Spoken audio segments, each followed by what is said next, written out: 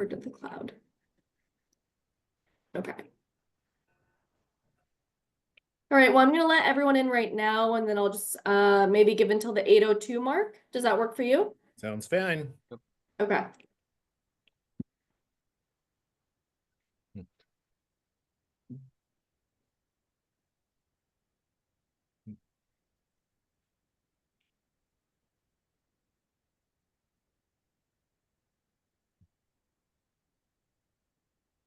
Hello, everyone. Thank you for joining. We are going to give it about 2 more minutes so we can get all of our participants.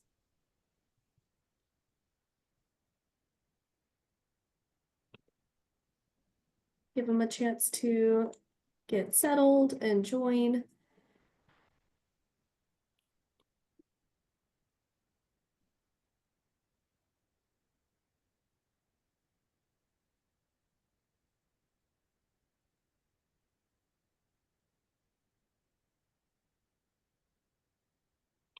Hello, everyone who has been joining. We're going to give it until the 8:02 mark.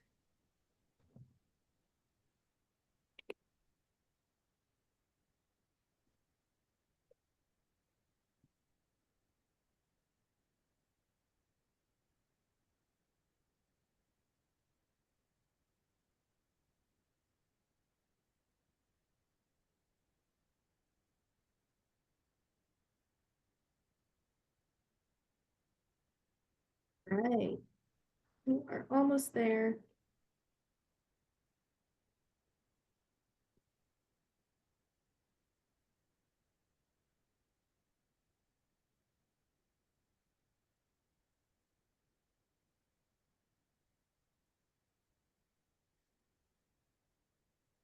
Okay. Oh, we have a lot of participants. Great.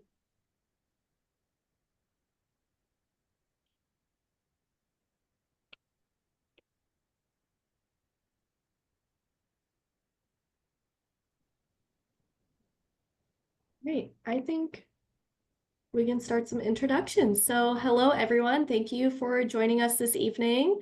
We are here to have our case report workshop. We are going to dive pretty deep into how to submit your case report, really go into the information about what a case report really is, what our expectations are when you are pursuing the candidate for fellowship process. And with me, I have Dr. Greg Waldorf, and he is going to be our main presenter for the evening, as well as Dr. Vien. So thank you so much for joining us this evening. I am going to go ahead and pass it off to Dr. Waldorf to go ahead and get started, but please note that you can submit your questions in our chat box. So please click on chat. It is located at the bottom of your toolbar, and you can submit your question there. I will go ahead and facilitate our Q&A for this session. And at the end, after our presentation, if we have time, we will have a formal Q&A session. So thank you so much, and we look forward to a really great evening. All right, so welcome everybody to tonight's case report workshop. I'm excited to share this with you. So first question is, why are we here tonight? I think it's because you're smart. You've made a good decision. If you're anything like me, you're a clinician, you're not a clinical case writer. And so for a lot of people, this is something that's relatively new, or it's something that you may not have a lot of experience with. You are smart because there's really no need to reinvent the wheel. We have lots of examples and information on the Academy's website, which of course the next point is you might be adverse to reading the Academy website. So we want to share some of this information with you live. We also just kind of want to give you that live feedback. One of the things about the Academy and about this whole process is that we want to support you. It's kind of like, I always tell people, this is kind of like when you go in for your annual review at work. When you go in for that oral interview, nothing should be a surprise. So the whole process of writing your case and submitting it, getting the feedback, maybe revamping it or answering questions that the subcommittee has. These are all things that when you go in for that oral exam, you should really be well prepared and know what to expect based on the feedback that you get from your subcommittee chair. We also want you to become familiar with our expectations, what the subcommittee will be looking at when they review your papers. I think we want to try to avoid as much frustration as possible for you. If for some reason, a case is denied, or if your case has, subsequent feedback or, recommended modifications that they suggest that you write, or questions that you have to answer. So if you know that going in and you kind of understand where the committee or the subcommittee is coming from, I think that's helpful. We want you to, be able to reach this goal efficiently. But I think by having all of this information that we'll present tonight, it'll help give you some better perspective on the case report process. So there's nothing really shocking or surprising as you're going through it. So, who are these people that are on these admittance committees? A lot of people, think, oh, it's just, academic people, researchers. And the fact is that, about 45% of people on these committees are in some form of private practice. And so that might be with, optometrists only, or with, different healthcare professionals. And actually, the academic and research folks only make up about 21%. And each subcommittee it has four individuals, a subcommittee chair, and then three people on it. And they represent, different people. So, or different types of practice, different modes of practice, and different subspecialties. So as you prepare to write, you have to, sort of get your mind in the right place. Lee, you might have some thoughts on this. The goal is not to summarize, because what you're doing is you're essentially telling a story about the case that you managed. And so it's very important that you narrate all aspects of that exam. And, it's something that if you don't, write it, if we don't read it, in our eyes, it never happened. And so you really have to be really specific. And sometimes remember when I was writing my paper or papers, it felt like, my God, I'm just being so redundant. That's what we are looking for. Lee, do you have any thoughts about that? Or was that like it was when you were writing your case? Yeah, yeah, for sure. Especially visit after visit, you're kind of giving it the same information, VAs, IOPs. I think one question that we definitely get is that how long should the case report be? And then the answer to that is as long as it needs to be. There is no kind of limit to whatever it is, depending on the topic of it and how many visits you have for that patient. So. Yeah, it's a great point. And because one of the things that I think it doesn't matter how long it is, but the longer is not necessarily better. Yeah. So I think you want to be as, efficient as possible. And like I said, and I'll refer to this a lot because I remember when I was, subcommittee chair and would, be reading cases. I love the ones that were kind of like a story. And, it sounds kind of silly, kind of cliche, but there's just a certain amount. I like sort of almost sometimes being re-educated for things that might not be within my specialty. So if you write something that's clear, to the point, and efficient, it doesn't necessarily have to be really long. But if it's really long and well written, we love to read those. So that's all good too.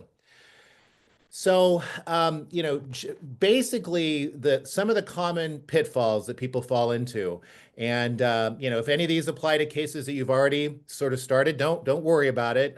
We can talk about this later, or you can talk to your subcommittee chair. But, it's not really necessary to pick a wild or interesting or rare case.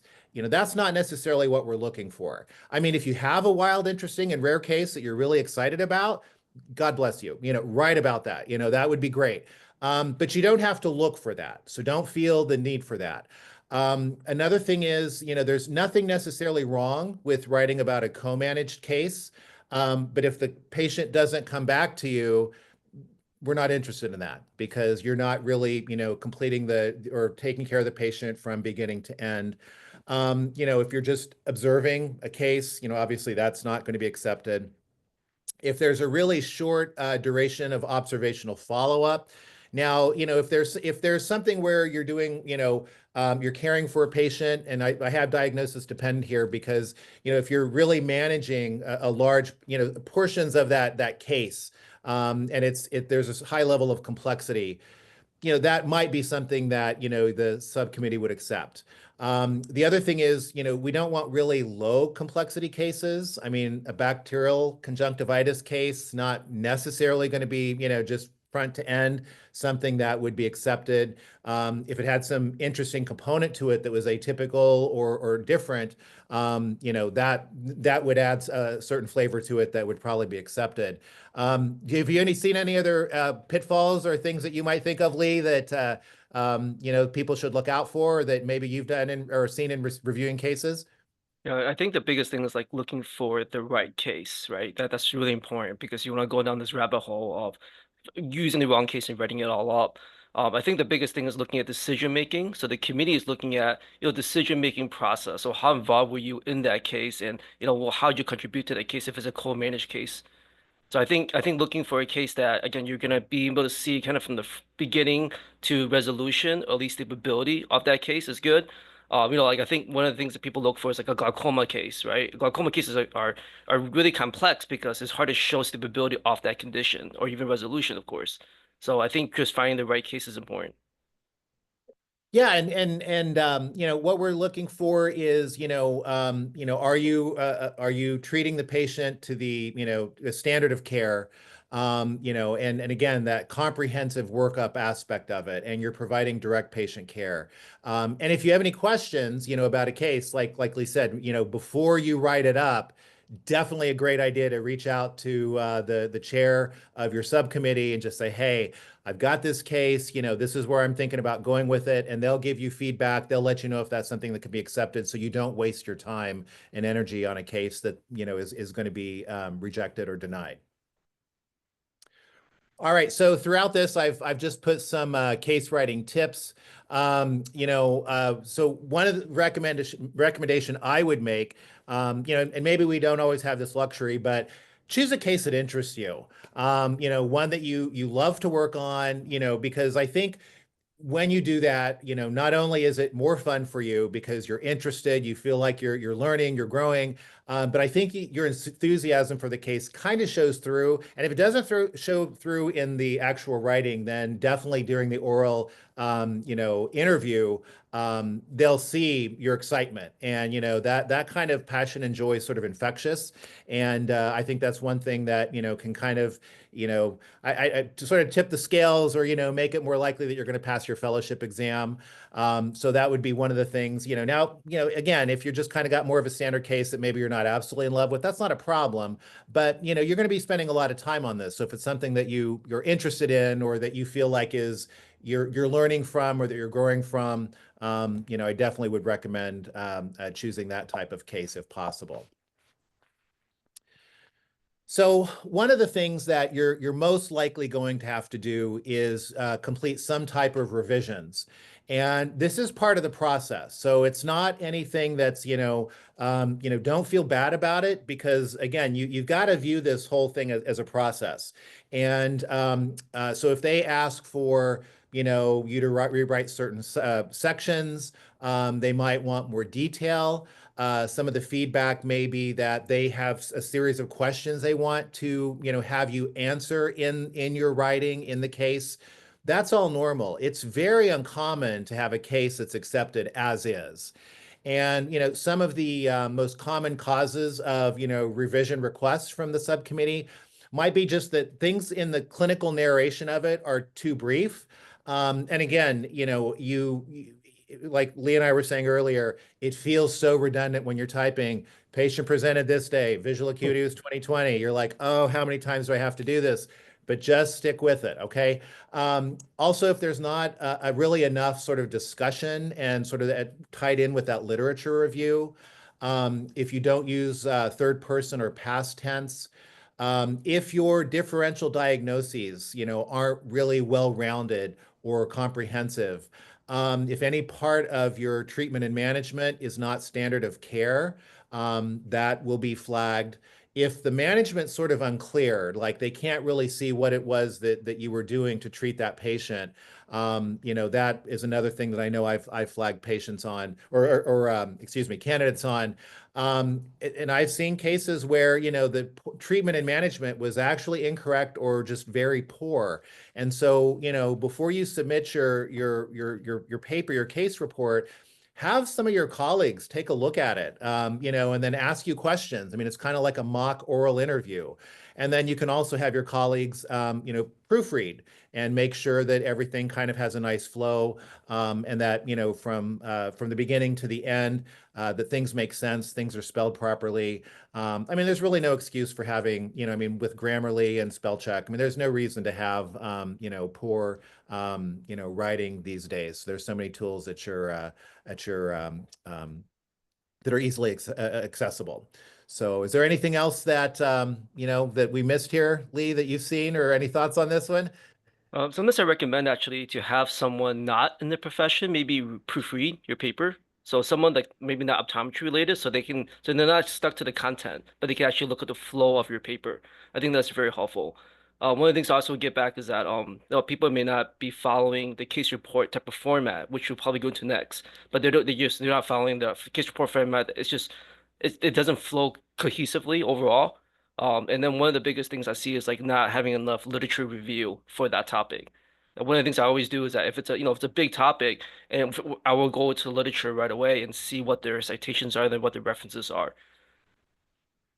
I like that. And I think that actually by having somebody outside the profession read it can kind of help you do that, write it in a way that's accessible to more people, which I know when I was going over the papers, I love those papers. I mean, I remember those types of papers. So that's great advice.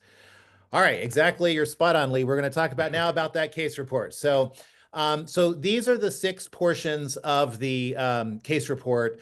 This is the format, the order of the format, and just kind of a little description of what each of them must include. And we're going to go through each of these, now kind of individually. So the case report format, your cover page, should look something like this.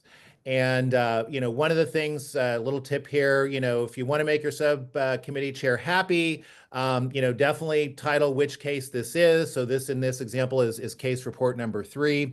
And then number each case, reported as demonstrated here. Also, I think I would recommend, and this isn't anything that's going to hurt you, but it just makes things easier to organize, because you got to remember, these committees are dealing with, dozens of papers at a time. And so as you save your case report, if it's just very organized in the same format, so that when they go in to look at, case 1, case 2, case 3, it's very clear which case is which. And so that just makes it a little bit easier on that end. But this is something, really what you would, sort of expect in terms of the abstract on what you would do in any type of paper that you might read in the literature. It's just a generalized overview of sort of what you're going to be talking about. You have the keywords, and for the purpose of formatting this, you've got your, the case report number, the title of your paper, and then your information there on the top before the abstract. So that's pretty straightforward, and I think most people probably have a good understanding of that.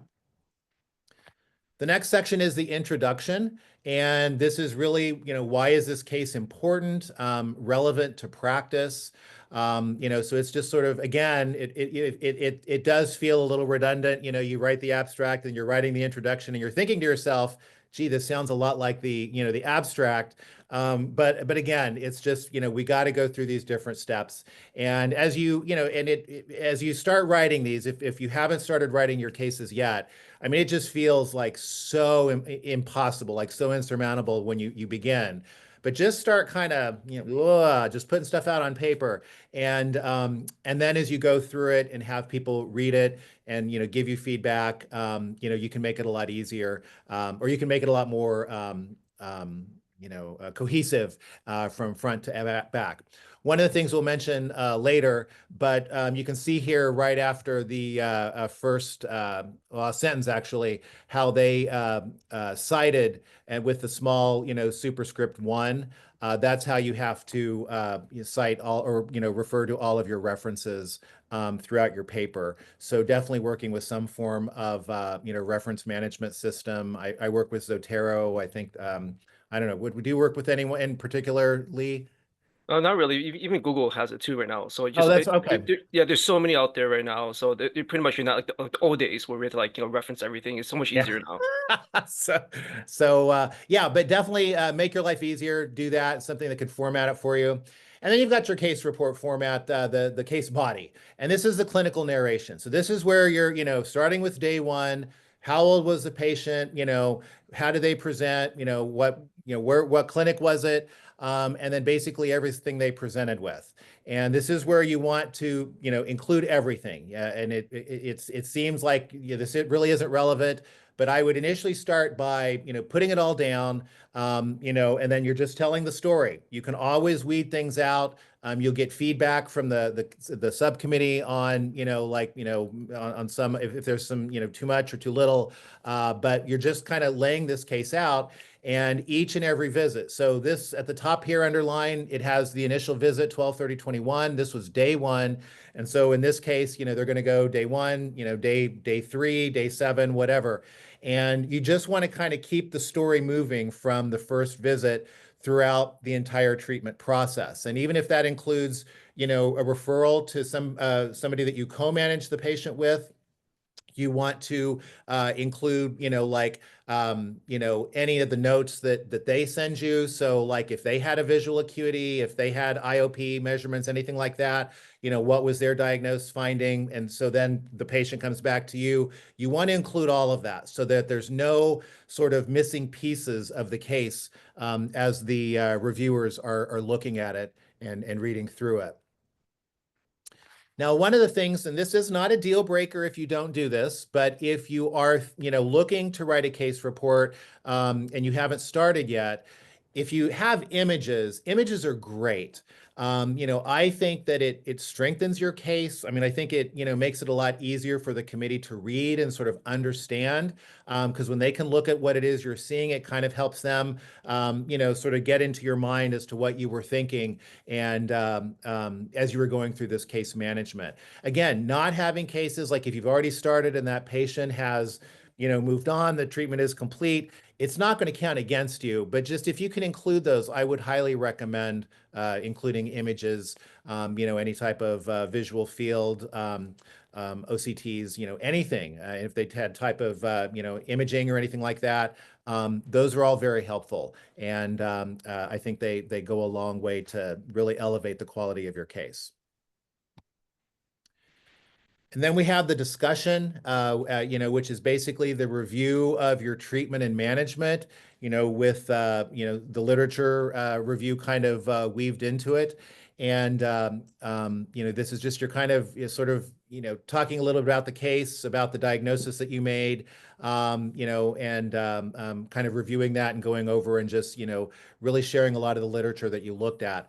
One of the things is that you really want to make sure, that not only for reference purposes, but you really understand and organize and know your literature incredibly well. Because typically when I've seen people not pass their oral exam is because they didn't have a strong grip on the literature. And I'm more of a peds emphasis practitioner. And so, if I know about like a low vision study or I know about, some type of drug study that has nothing to do with peds and you don't, I mean, I flag that as a problem. So you've really got to know everything that you're referencing and be able to talk about that when you go through your oral examination. Lee, do you have any thoughts on that? I mean, is there any? Yeah, I think that's a great comment is that, if you can do a condition, think about the landmark studies about that condition that kind of set the standard of care. That should definitely be in there. And if there's anything new also about the new treatments, that should also be included. So a lot of times when I look at a condition, I'll look at the references and I'll look at, is the landmark studies in there? And also one was like, how old is the last reference? Is it something that's up to date on it? And especially if there's a new treatment that just came out, it should be very up to date for that. Yeah, because you don't want that, at the oral exam, you don't want to ask them, you don't want them to ask you, what about this new study? And you're it so that's not a fun place to be. So definitely make sure that you really focus a lot on this and that you fully understand everything that you're referencing. One of the things, if you have a lot of data to present, create a table. Not only will this make it easier for you to, kind of to keep in order, but when the reviewers are looking at this case, I know one of my cases was a traumatic brain injury case, and there was a lot of, vision therapy. And Yeah. so, I'm like, it's impossible to write, that out. I mean, it was possible, but, without being absolutely insane and making it too confusing, this is an opportunity to really kind of condense some of your data, and it makes it more accessible to the reviewers, and it just helps it easier to understand. Because remember, you don't want your subcommittee members to be confused by what you're doing, and you don't want, I mean, you don't want them to have to do a lot of extra sort of work to get where you're at. You want to make sure that they understand what you were doing and what your reasoning was and what the process was that it took to get there. So certainly, feel free to create a table or something to help organize some of that data. And then you have the conclusion. This is basically, you're just summarizing what was written, and its relevance. And this is just, kind of the cherry on top to end your case report. So, you want that to be thorough and to be kind of a reflection of, what you went through, or the process you took your patient through, from their presentation to through the treatment and management to the resolution, hopefully, of their condition. So the references, you really want to focus on primary sourced articles and publications. So primary sources are results of original research. Secondary sources might be something that analyzes and discusses the original research and draws conclusions. So this might be something like a textbook or review articles. What you don't really want to do is you don't want to cite like your tertiary sources. So if you kind of go to Wikipedia to try to get a general, idea of something. That's great, but you don't reference that. So, Yeah. certainly use those primary sources. And the primary sources are what you'll be asked about in the oral exam. So you definitely, don't go there to the tertiary sources. Another case writing tip. I mean, you got 3 years to finish this process. So, I mean, I know you're all gunners. You all want it, done yesterday. I get it. And I mean, I'm a lot older than most of you. So, but, why be miserable trying to cram this through? You have time. If it's just too much, that's not really going to facilitate a great case. I mean, it's not really going to result in I mean, some of you are maybe last minute people, can pound it out, but one of the things I think about this that is truly the value of it is that, you're really going through a case, you're managing it, you're treating it, and then you're kind of reflecting on that. And this whole case writing is about that reflection. And so the purpose of this is to really kind of help you grow as a practitioner. So, you can jam it through, that's fine. But if you have to take an extra year, nobody's thinking about that. As long as you get to that goal in the end, that's all we're really interested in. So what are we looking for when we review the cases? So we're looking at the quality. We're looking at the complexity. Now, nothing says that this has to be a wildly complex case with, neurological issues and, all sorts of stuff. I mean, it doesn't have to be crazy complex. But, I think the way that you present it, even a crazy complex case, is best if it's just well written and organized. We'll consider, did you take the appropriate data collection? So, an example might be like, the IOPs, did they make sense? Did they respond to your treatment? Was there anything like that happened? Was your diagnosis and treatment plan appropriate? Did you manage the patient appropriately? I've seen lots of cases where the treatment and management was not appropriate for that particular case, or the writing didn't really facilitate the reviewer to understand what the true management was, and so there was confusion. So that's why you want to utilize your friends, your colleagues, your family members, anybody who will take a look at this case report to give you feedback to make sure that it makes sense. Because I'd much rather have a colleague say, hey, what did you think of this? And then, oh, I didn't think of that. Because even then, that doesn't necessarily mean that your case report is over, but it's something that you're going to have to discuss. And certainly, I've lots of times when we've been interviewing candidates, I've seen people say, you know what, you're right. That was something that at the time I didn't consider. A lot's going on in practice. We realize that we don't expect this to be absolute perfection, but, understanding, that maybe you didn't do something correctly, or that you did make there was something wrong with the way you managed the case. But to understand that, and then to explain that and to discuss that, that's not necessarily a killer. Okay. So, but you want to be upfront with it, because they're going to ask you about it for sure. Again, proper grammar and spelling, and again, that flow, just from beginning to end. You just want it to be nice and straightforward. Am I missing anything here, Lee, that, is anything that you might be looking for that is not on here? No, no, no. I think it's great. Great information. I think in terms of the appropriate diagnosis and management, I think the biggest thing is kind of we talked about standard of care, or at least using evidence-based medicine to kind of back up why you treat the patient the way you did. We don't want to hear an answer where we're asking you that question. They're like, oh yeah, because my attending, let's say you're a resident, my attending said so. We want to have see evidence-based medicine to is that, and then in the discussion part, especially, and reference those references. Awesome. Yeah, this is all about you. Yes, it's all about you. All right. So one of the things that you need to consider is, plagiarism. And, I know we all know what plagiarism is, but certainly, I know last year I had to take a plagiarism course, and for a program I'm entering. And I mean, there was some stuff I didn't even realize at the time when I was taking this. So you want to make sure that, that your case report is not flagged for plagiarism.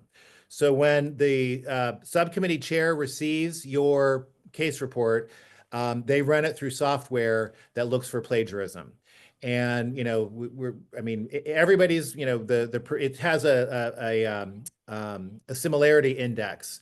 And my personal number, I really want that below 20%, because a lot of your references and stuff are going to be flagged as plagiarism, because it's a reference, so that's going to be out there.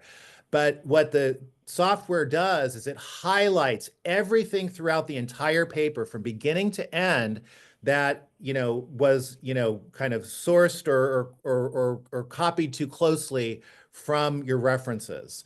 And so, and if it's too high, then your subcommittee chair is going to send that to you and say, you're going to have to revamp some of this. And last year there was a lot of plagiarism that we found coming through, and so this can result in penalties, including but not limited to the suspension of your application, be it for fellowship, be it for diplomate, giving lectures and workshops and abstract for 3 years.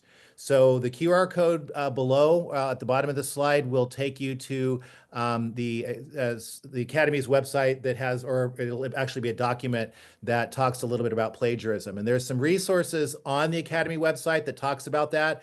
Our ethics committee is currently working on a plagiarism program for candidates to work through and to watch, but that's not quite ready yet. So just make sure that you understand this, and that you are really working hard to put everything into your own words, and you're not quoting too much, and you're never just copying and pasting stuff from an article, because that's not going to end well for you if you do. So the important deadlines, we were coming up on the first one. In February 1st is the deadline for submitting your first case report for clinical candidates. The next deadline is April 1, which is when you have to, if you're submitting more than one case report, that's when your second case report is due. And then May 15th is any remaining case reports needed to satisfy the 50-point written requirement. July 15th is the deadline for submitting any required corrections or modifications. Now, one of the things I want to say is that when you submit your case report, you give your subcommittee, some about 3 to 4 weeks of grace, because they're getting dozens of these, and if they don't come in on like beginning of January. No, they're coming all in on January 30th or 31st. So, give them about 3 to 4 weeks to get back, get the information or get the case report back to you with the comments, with the suggestions, with their questions. If it's taking a little bit longer, just write a friendly email to your chair. Just say, hey, just touch and base, haven't heard anything, and it's been about 4 weeks, and they'll get back to you. You got to remember, I mean, they all have full-time jobs, they all have families, and they're going through these cases, trying to make comments. And the process, again, it's really to help you. And so, just be kind, be patient. But if there's any major issues, you can reach out to me, you can reach out to Rachel. But just, hopefully there won't be any problems like that. And then August 15th deadline is important because that's when you have to notice the vice chair of admittance that you are going to schedule your oral examination, which this fall will be in Boston. And so, and it's a first come, first served basis. So if you want that 8 a.m. spot, man, you better be, first thing on August 15th to get that request in, because they go fast. We do work very hard to try to accommodate your requests. And so, if you want an early morning, if there's any mornings available, we'll give you that. But note that if it's a little bit past, or well, several days or weeks past that deadline, the spots fill up relatively quick. So just be patient. Yeah, just like quick comments that Yeah. you should definitely be, if the deadline's like, February 1st, as Greg was saying, we get tons of it at once, submit earlier if you can. Then, generally your subcommittee chairs will look at it as they come in. So if you submit early, you get feedback earlier. So I definitely recommend submitting early and not waiting to the very last minute. Nice. That's good advice. And it's the same thing with the scheduling the oral exam. I know when I was doing it previously, I would always, go to it's the order of the emails that I received them in, so I didn't just randomly, okay, this one wants, I mean, I made sure that I went through an order. So it was always, we're totally fair. We work very hard to make sure that nobody ever has a perception of anybody getting something that wasn't fair. All right, so types of written works that you can submit, posters and papers. So this must be a poster presented after you receive your OD degree. It can't be something that you did, during optometry school, or, if you're an international candidate, your equivalent graduation. Presentations in the AAO Residence Day program are eligible. This is a list here of the conferences where you can, if you presented a paper or a poster, that you can get credit for towards your 50 points. And this is all on the Academy's website. Just a comment make about that is be careful if you're going to present something that's not the same year you're sitting. It has to be after. So, like, let's say you're planning to sit in Boston, you can't be presenting a poster and try to get those points for that time. Exactly. Yeah. Yeah. So this is all stuff that has to be done. And we've actually, I've already had questions about that from candidates. So yeah, that's a good point. Thank you. So posters, just because you presented it doesn't mean it's automatically going to be accepted. Some posters are very, very, very basic, and almost to the point of just being informational. And this is something that's at the subcommittee chair can decide whether to accept or not to accept. If it's something that's not doesn't have a lot of like information on it, or they feel like it might need more information, or if it's something that's a little bit older, they might want you to write a couple pages of updated information on like what treatment and management changes have taken place since you presented that poster. So another type of written work is an academy lecture. This must be a unique lecture given within the past 10 years at an academy meeting. And it can be you, or the sole presenter if it's a 1 hour lecture. If it's a 2 hour lecture, then you must, or you give it with a colleague, you must have lectured for one of those 2 hours. Grand rounds presentations, unfortunately, do not count toward this requirement. So if you participated in that type of format at Academy, that will not count toward the 50 points. And documentation of the successful lecture completion with the dates and the locations must be provided along with the lecture description. And typically what most candidates submit is just like a PDF of the PowerPoints. Publications, anything that you have published, if those are to go toward your points, you must be the first author. The article must be submitted in one of the approved publications on the Academy website. And again, if the article is a little bit older, it may be acceptable, but it may require additional information or updates. So that might be a small, updated paper you have to write. Nothing too crazy, but it's just something that, you have to show sort of what's changed from that time, 9 or 10 years ago to now, because everything's, constantly in flux and changing. A residency counts toward 20 points towards your 50 points. Also, a graduate degree beyond the OD degree. It has to be something that's related to optometric practice. So, if you received an advanced degree in like vision science, or you got a master's in public health degree with an accredited college or university, that too could count towards your 20 points. You cannot do like, I don't think you can do like 20 points for a residency and then 20 points for like an MPH. It has to be one or the other. So rewards of Academy Fellowship. I mean, I think for me, it's just oh, thank God I did it, So, I remember as a student, always like, well, that sounds so awful to go through that process. But, it is a rigorous process. But, the whole point of it is to make you, I don't know, it's just to kind of demonstrate that you take this very seriously and that you are willing to practice at a higher standard. And, so when people see that, they know you've done that additional work, and it just feels really great. But, I mean, also, you're kind of sharing your passion for optometry and, the Academy, I mean, our commitment is to lifelong learning. And then also a lot of opportunities open up for you to volunteer and to help out at Academy events.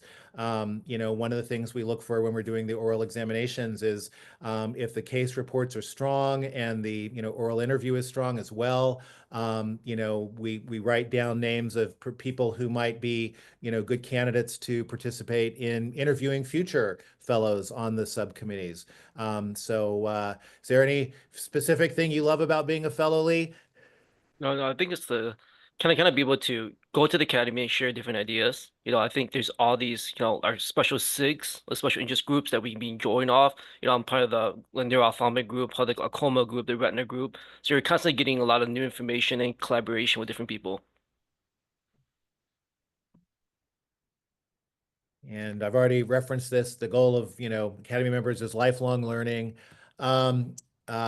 Great camaraderie. I mean, just if you do volunteer, I think the greatest thing about that is that, the amount of people you meet from all over the country, who went to different schools or different areas of practice. So, I know I really enjoy that. I mean, having been kind of going through this process, I've really enjoyed that. So if you need more information or have any specific questions, here is our website. You can email Rachel, otter@rachelo@aaoptom.org. And there's some information, and we look forward to seeing you at Boston this October 8th to 11th. Thank you so much, Greg. And thank you, Lee. We have a couple great questions that I would like to ask, if you don't mind. So, first question is, let me go back up. What is the best way to find out what the landmark studies are on your condition? Yeah, I I can kind of answer that. I guess it really depends on the condition. The AOA has, clinical practice guidelines, and the AOA has the preferred practice guidelines. So those are always good for big topics. But for other topics, you might have to kind of dive into reading, like literature search, like a PubMed search, and then kind of going from there. But a lot of times, if you look at kind of standard of care, we do have these, preferred practice guidelines out there. Great answer. All right. And if you submit a case report and the subcommittee asks for revisions and you provide them, could they still reject the case report after asking you for revisions? Only if the revisions are not acceptable. And so, I've honestly, I've never seen that happen. But I suppose theoretically it's possible. I have seen cases where we specifically ask, questions on a case. And when it came time for the oral examination, we asked those questions. Kind of like we're broadcasting what it is we're going to ask by some of these questions.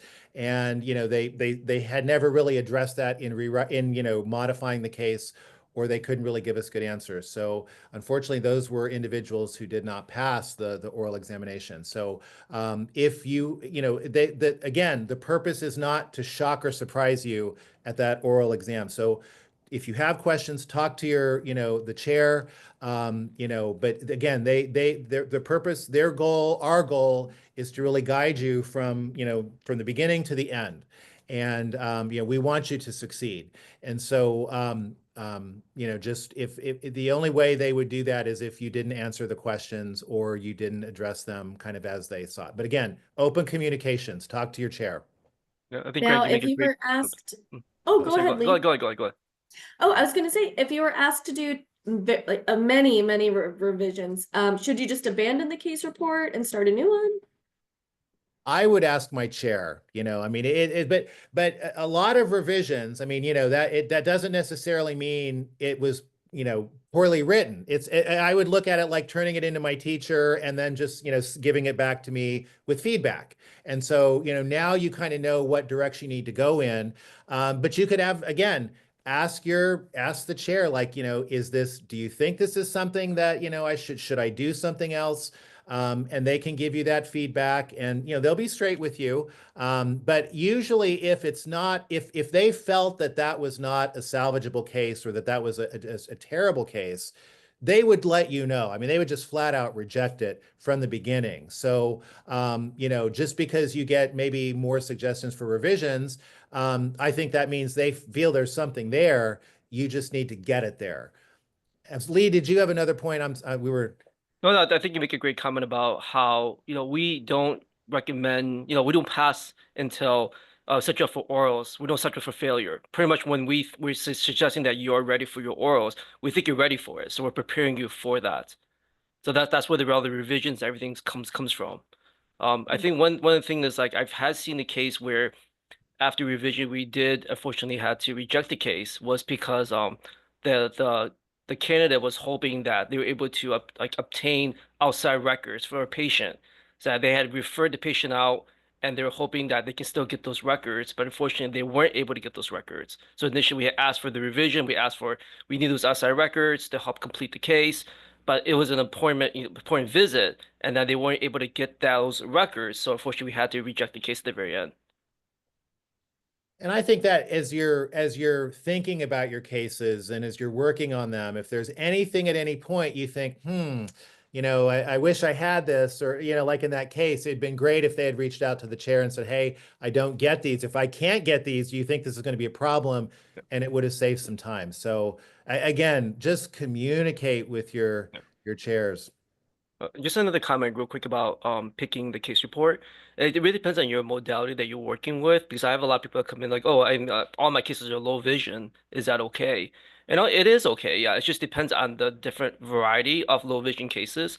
Like unfortunately, we had a candidate that fit scleros for dry eyes and the scleros for something. It was like exact same fit for, kind of ocular surface conditions, all three cases, and they're too similar pretty much. So it has to be a kind of a variety of different cases out there. It can't be the same topic.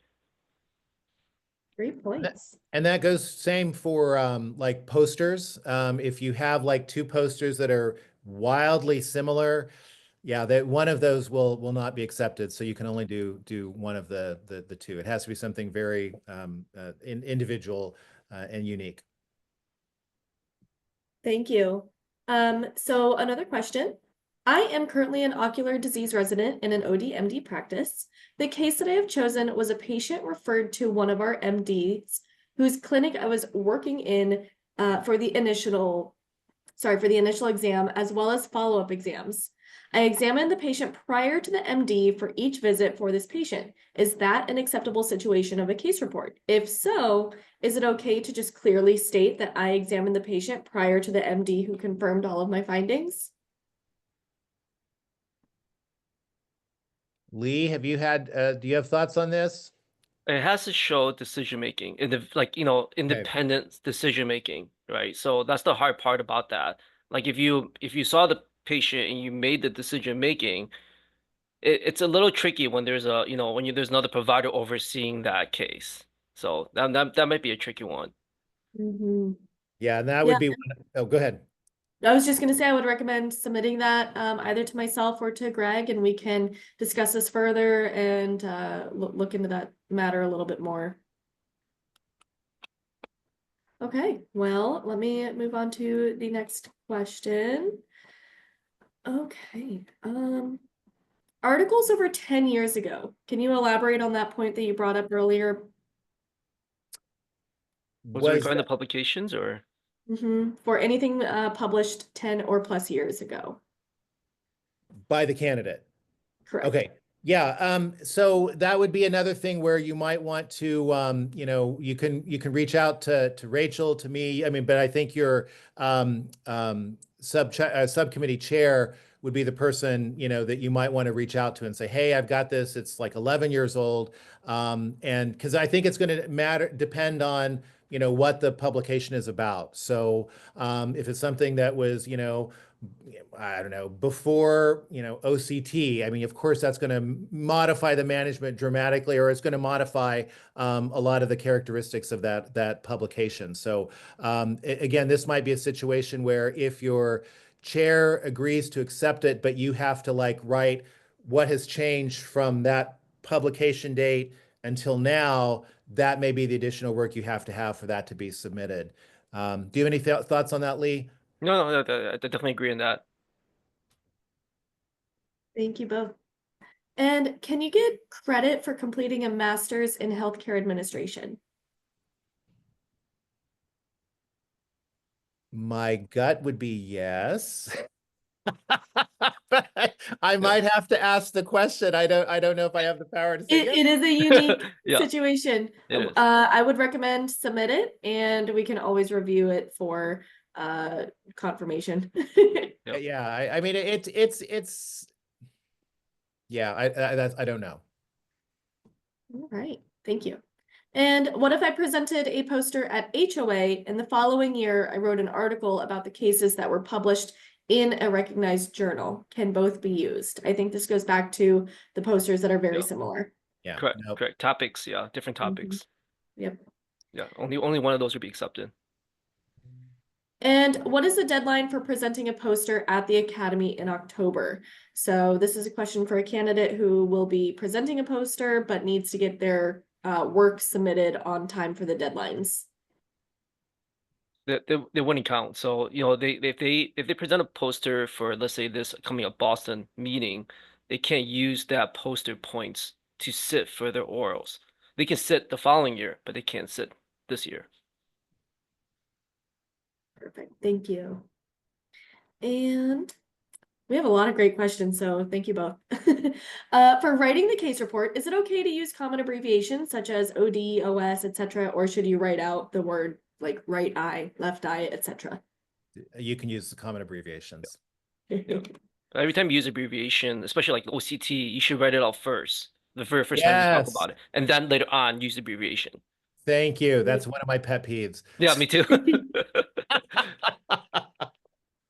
Thank you. If you submit all case reports and complete the 50 points, but take the oral exam and fail, the next year, would you be able to sit for the oral exam again? Or since all of the points have been met, or do you have to resubmit different work? No, so usually, if somebody fails the oral exam, you do not have to come up with like more cases. Typically, if there was something, let's just say, for example, the management wasn't necessarily up to, the standard of care. What you would have to do is, that after, we'll after the academy meeting, we'll send you an email that kind of details the reasons why you didn't pass the oral exam. And then there's kind of an action plan, basically what it is you need to address at the next meeting for that particular case. And so that's how it works. And I mean, in my experience, I've always had people who came back the next year and they did fine. But that's what that looks like. So you just are going to have to address the issues that cause you to fail that oral exam. Yeah, and then failing the oral exam is not the end, as Greg mentioned. The ones that unfortunately did not pass the first time did the remediation and came back, at least in my committee, and passed after that. So we know like things happen sometimes. So just because you didn't pass the first time doesn't mean that you should give up. Thank you. Are progressive pathologies acceptable, such as EG, POAG?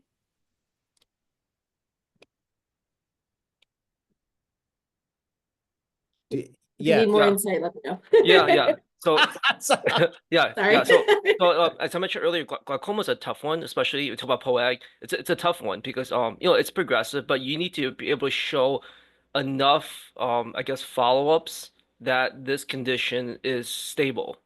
Or because it's not going to be resolution like acute angle closure potentially, but POAG's gonna be a tough one. You need a lot of data out there. So if you're planning to like let's say do it during your residency, that's not going to be possible because you're going to need years and years of data to show that it's stable.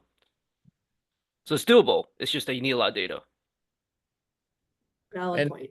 and what you said, Lee, makes me think that, if you're looking for cases and, it's kind of toward the end of your residency, that might not, unless you're going to stay on, as an employee, that might not be a great case if it's maybe not possible for you to complete that care or the follow-up. So just be mindful of that when you're choosing your cases. Thank you so much. And sorry, we got just a few more questions. So I've got my MBA for further administration advancement. I'm now a director of ophthalmology at a Texas university. Would this allow me for leadership contribution? That's a tough one. Leadership contribution is so unique. These are going to be national leadership positions usually. And we definitely have talked to the committee in terms of talking like, is this acceptable? But again, it's really rare to have a leadership position points. And Greg, you can probably chime in on that. Yeah, no, I've only seen, I think, one in all the years that I've done this, but no, but I mean, you clearly you're in a position where you're doing a lot of good stuff. So I mean, I ask the question, Yep. certainly. I mean, the worst they're going to do is say no, but ask the question. And I think as long as, I mean, I think that I agree with Lee that typically it is like, national leadership, stuff like that. But, I think if you can kind of talk to your chair about, all the stuff that you're doing and what you're contributing, I mean, it's worth the shot. Good morning. Can I ask a question? Yes. Yes. Okay, I wanted to ask a question that can we submit the work which is already published in a recognized journal, or we have to present a new work? Are you the one that published it as a first author or like, then you can get publishable points for that. Yes, I have published the work as an first author. I have the articles. I have published like 3, 4 articles, and I'm the principal author. And they are published in the Q4 ranking or the Shimago ranking. They are like in the peer-reviewed journals. So I'm asking that can I present it as a coursework, or I have to make the new case reports? So if you're doing if you're doing the case report track, you have to write at least one case report. So you could Okay. do like if you had 4 publications that were in the journals that are listed on the Academy website, then that could be like 40 points, and then your case report would be your final 10 points. Yeah, just be careful about that. that journal has to be one of the approved listed journals on the Academy website. And Rachel, you can probably share that. Yeah, there is actually a list of journals that the Academy has approved. Okay, fine. Then it can be used. Either the work has been published. If it was published in a journal that's on the Academy, listed on the Academy website. Okay, okay, I got the point. So you should be the only if you are a principal author that it can be used, or if you are a second, third author, either it can also be used or not. I No, you believe it has have, to be first author. Yeah. Okay, okay, fine. I got your point. Thank you so much. no problem. Yeah. Same thing goes for the posters. Like, as Greg mentioned earlier in this PowerPoint, there is a list of approved meetings that the posters has been presented in. I had a candidate one time actually did many posters, unfortunately not in any of those approved meetings, and thought that she can get the points from that, and then realized that she had to write 5 case reports later on.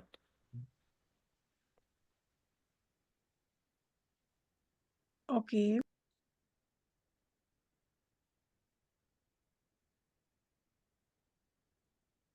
Rachel, any other questions? Let me take a look right now. So there are a couple of case application questions, which I'm happy to answer. So the moment that you submit your candidate application on your candidate portal, that starts the 3-year clock. So you have exactly 3 years from the time of submitting your application on the candidate portal. And there are extenuating circumstances where you may need 1 year extended. You can reach out to your subcommittee chair at that time to request a 1-year extension. However, if you do pass the 3-year time frame, there is a chance that you will have to wait 1 year before reapplying. So it is best to submit your candidate application when you know that you can get your work submitted and that you know you can sit for that oral exam within the 3-year time frame. Otherwise, you may be subject to a 1-year extension or a 1-year waiting period prior to reapplying all over again. So I hope this helps answer a couple of the questions that we saw in the chat. And then final question is, just so I understand this right, if I use a case report for 10 points and I use the same topic for publications for 10 points, that is not allowed. Correct. Correct. Thank you. And are subcommittee chairs allowed to read a rough draft of the case report before submitting February 1? I'm happy to answer this just because I've received this question a couple times this week. So at this time, there may not be enough time for your subcommittee chair to review the case report before the February 1 deadline. We recommend that you submit the case report as is in your candidate portal, so that way your subcommittee chair and the subcommittee members have time to review that case report and can offer revisions afterwards. So I hope that helps. But Greg, you tell me if I'm wrong. No, I think like Lee said, if it had been like, January 2nd and you said, hey, can you eyeball this? That would have been better. Yeah. But yeah. I mean, they do try to work with you, but again, we don't want to like double their work. So I think if you just, if you felt a little insecure about it, you wanted to just, send them an email, say, hey, I've got some thoughts or I've got some issues, and then just kind of discuss it that way and try to address the response as best you can in your paper that you submit. That would be the way I would go about it. Yes, and our subcommittee chairs and our subcommittee members, they are so wonderful. They volunteer during their personal time. So we do ask that you allow 48 to 72 business hours for an email response time and anywhere from 3 weeks to 6 weeks, depending on the time of year for a case report revision. So I hope that this helps. I believe that has been the last question. So, Athar, I will go ahead and chat with you offline regarding your application. I'm happy to assist with that. So I will reach out to you by tomorrow at the latest. So I have your information, so I'll go ahead and reach out to you via email. So other than that, I want to thank Dr. Greg Waldorf and Dr. Lee Vien for assisting us today and supporting us with the case report workshop. If you do have any questions, like Greg mentioned, please email me. My name is Rachel. I am the membership director. You can email me at rachel@aaoptom.org. You can also just email membership as well. So it is listed on our website. If you have any questions, we have a lot of great resources on our Become a Fellow page. But other than that, thank you everyone for joining us this evening and taking time out of your day to learn more about our fellowship process. We're going to go ahead and end the evening, so please feel free to email me or reach out via phone call as well. But thank you everyone. Have a great night. Good night.